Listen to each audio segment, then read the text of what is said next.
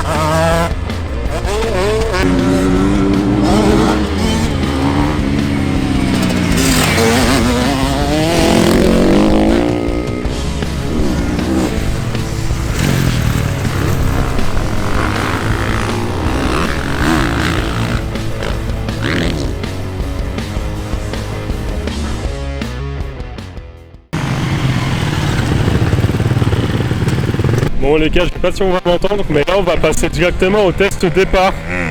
C'est la dernière session pour le Dirty Days. Ça va être vraiment impressionnant à filmer, j'ai hâte de vous proposer ces images. Allez, à de suite. Allez, on va faire le dernier point pilotage. On va faire le départ. Bon, à notre côté, tout le monde ne fait pas de course. Qui n'a jamais fait de course? Ouais, beaucoup de monde, comme d'habitude. Et bon, en tout cas, ça peut peut-être vous exciter cette histoire de départ. Alors, il faut savoir que le départ, c'est extrêmement facile. Le seul truc, c'est que souvent, on essaye de tout faire en même temps. Et dès qu'on se met à faire plein de choses en même temps, ça devient compliqué. Et du coup, ça part n'importe comment. Soit ça cabre, soit ça part à droite, à gauche. On a déjà vu des pilotes tomber sur le départ. Mais vraiment, c'est quelque chose de très très facile. Alors, on va essayer de dissocier un petit peu tout. Et d'ailleurs, je vais vous le faire même, vous voyez, sans kit de départ, sans rien.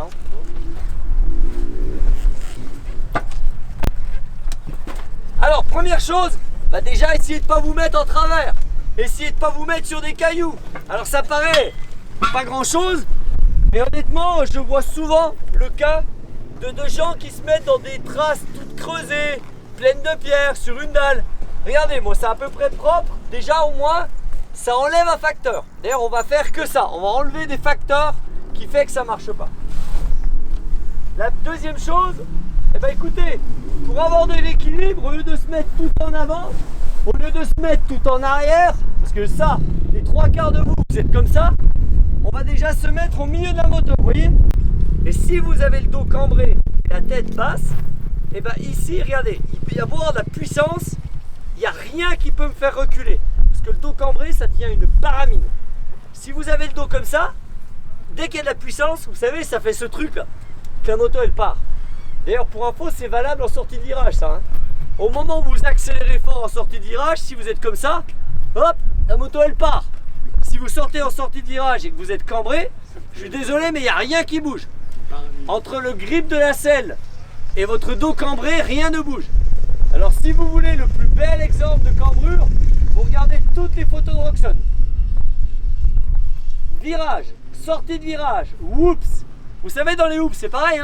Si on arrive dans les whoops, c'est qu'on a le dos comme ça. Là, il y a à chaque fois quelque chose qui va vous... Il y a une force qui va vous faire dégainer, on va dire. Si vous êtes cambré comme ça, il n'y a rien qui bouge. Ok? Donc, milieu, pied en avant. vous cambrez un petit peu et vous baissez juste la tête. Ça marche? Au niveau du gaz, on n'a pas besoin de mettre des coups de gaz, on n'a pas besoin de mettre le gaz à fond, vous allez juste mettre un tiers de gaz, sans bouger. Ça marche? Donc là, on a déjà bloqué un paquet de trucs. Hein. Un tiers de gaz, on ne bouge pas, on cambre, on baisse la tête, le pied en avant, on est au milieu de moteur. Et là, vous allez tenir juste l'embrayage par 2 doigts. Et au moment, et vous n'allez pas arriver là, vous savez, les mecs qui tirent l'embrayage jusqu'à ce que la moto elle broute ou jusqu'à ce qu'elle avance. Je vous le dis, hein, si la moto avance, au moment où vous allez freiner pour qu'elle arrête d'avancer, c'est à ce moment-là que la grille va évidemment tomber. C'est une loi, c'est comme le cycliste dans une ligne droite. Au moment où vous allez le croiser, il y aura une autre voiture qui va vous croiser en même temps. C'est la règle du cycliste. Ça marche? Donc, vous tenez l'embrayage et vous ne le bougez pas. Vous êtes cambré, la tête en avant, le pied en avant. Vous tenez l'embrayage, vous êtes un tiers de gaz. Et là, au moment où la grille vacille, vous avez juste à faire 3 choses en même temps. Je sais que c'est beaucoup. Vous allez lâcher l'embrayage en mettant le gaz. Vous voyez? Et ça, vous pouvez vous entraîner même dans le parcoureur. Vous mettez dans le parcoureur et vous faites ce mouvement. Embrayage, gaz. Embrayage, gaz. Si vous mettez que gaz, ben forcément vous sortez pas. C'est ceux qui, vous savez, qui mettent gaz mais qui lâchent pas l'embrayage et qui sortent jamais de la grille.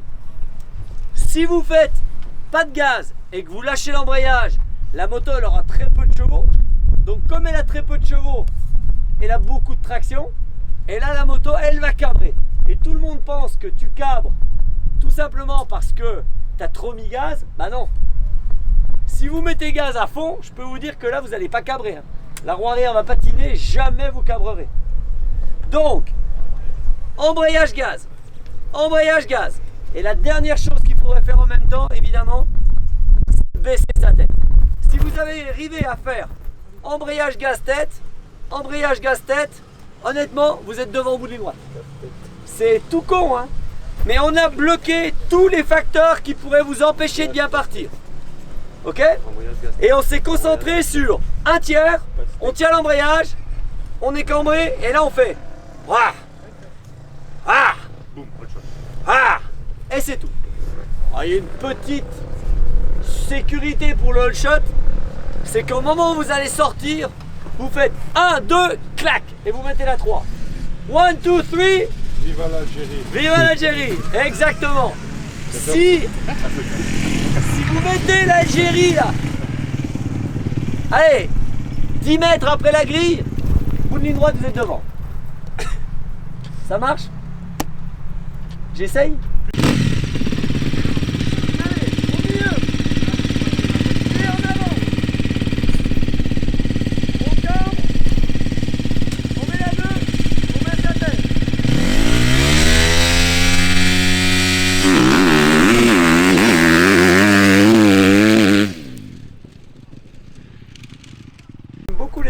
J'ai pas été super bon dans ma carrière en départ, mais je vous donnerai le secret de Prado. Il y a le secret de Vial et le secret de Prado. T'as passé la 4e là au bout là? Non, je pense pas. Ah, t'es resté en 3? Non, 3. Ah.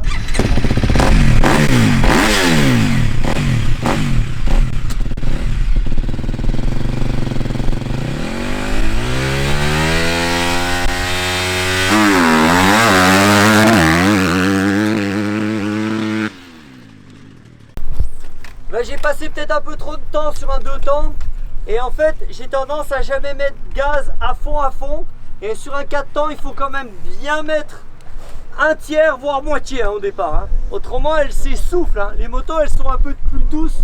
Un 2 temps faut pas en mettre de trop parce que quand tu sors franchement elle peut être déstabilisante, mais sur un 4 temps tu vois je me force à mettre du gaz, ça marche toujours un peu mieux. Bon, le 1, 2, 3 honnêtement il était pas mal là. Je suis sorti avant la roue avant là-bas, j'avais déjà mis la 3. Alors, on va dire, on va commencer par le secret de Vial. Ça marche? Ils sont tous du même poids en championnat du monde. Donc c'est pas la moto d'usine. Je veux dire, il y a 3 Husqvarna d'usine, il y a 3 gaz d'usine et 3 KTM d'usine. Donc c'est pas non plus la puissance de la moto qui fait.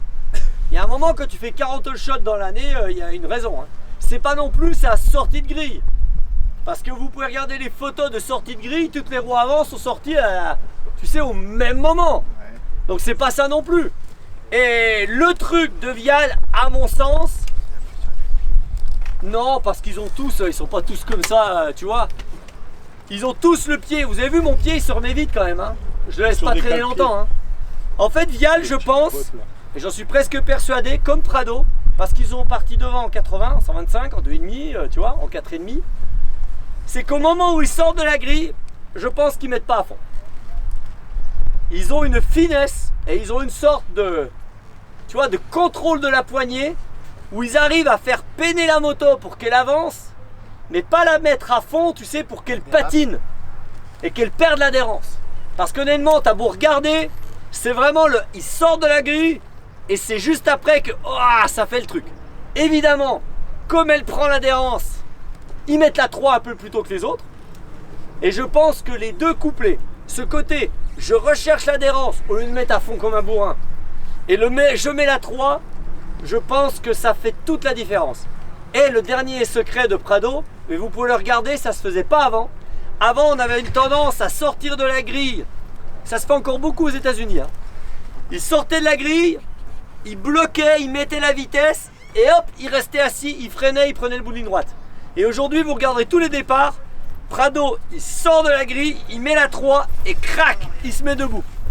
Et il se met debout. À quoi ça sert? Parce que franchement, il serait mieux assis, bien cabré. Et ben je pense qu'au moment où il se met debout, la moto, je pense qu'elle... Bah, il met de l'appui sur l'arrière. Il y a ça, mais je pense qu'il met aussi de la légèreté sur la moto. Ouais, au moment où il se lève, tu sais la moto, wow, tu vois qu'elle fait ça. Et vous le regarderez, ça se faisait pas avant. Hein. Et en 4,5, ils le font quasiment pas. Mais maintenant, ils partent, 3, et hop, ils se mettent debout. Mais c'est vraiment une position debout, genre, je laisse la moto la plus légère possible. Tu sais, au lieu de rester complètement bloqué dessus, jusqu'au bout. Alors on verra, Vial, si aux États-Unis, il arrive justement à sortir, parce que l'adhérence est puissante. Hein. Hein? Ce qu'il fait avec les jambes au départ, on dirait qu'il appuie sur la moto à chaque Ah bah fois. il appuie, je veux dire, il sort, il appuie et hop il se lève et il met la moto en arrière. Comme on fait pour le BMX. C'est ça. Et je l'ai fait là un petit peu, vous avez vu? Et il n'y a pas à chier, tu délaisses la moto. Comme si tu n'existais plus dessus, tu vois. Donc ça c'est intéressant à essayer. Mais vous avez vu, c'est quand même une histoire de... Je mets le pied, je bloque, je cambre, je mets la tête et je laisse faire. Je mets la 3. Il n'y a pas énormément de trucs à faire, il n'y a pas de bra. Et surtout, il faut passer la vitesse, quoi. C'est la clé.